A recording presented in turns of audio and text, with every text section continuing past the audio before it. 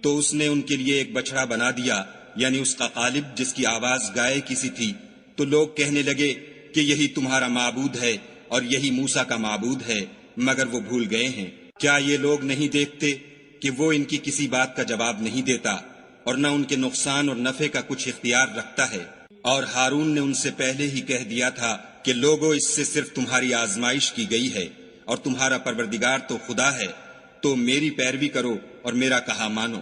وہ کہنے لگے کہ جب تک موسیٰ ہمارے پاس واپس نہ آئیں ہم تو اس کی پوجا پر قائم رہیں گے۔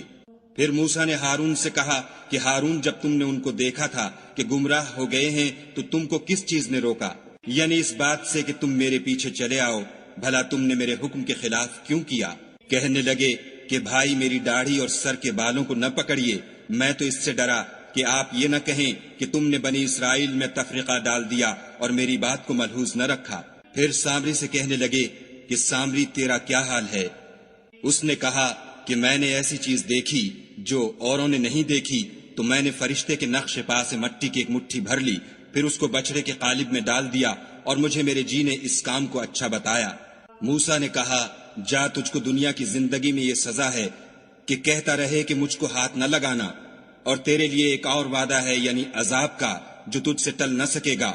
اور جس معبود کی پوجا پر تو قائم و معتکف تھا، اس کو دیکھ، ہم اسے جلا دیں گے، پھر اس کی راکھ کو اڑا کر دریا میں بکھیر دیں گے۔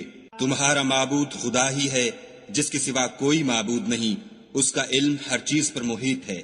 اس طرح ہم تم سے وہ حالات بیان کرتے ہیں جو گزر چکے ہیں، اور ہم نے تمہیں اپنے پاس سے نصیحت کی کتاب عطا فرمائی ہے۔ جو شخص اس سے منہ پھیرے گا وہ قیامت کے دن گناہ کا بوجھ اٹھائے گا۔ ایسے لوگ ہمیشہ اس عذاب میں مبتلا رہیں گے، اور یہ بوجھ قیامت کے روز ان کے لیے برا ہوگا، جس روز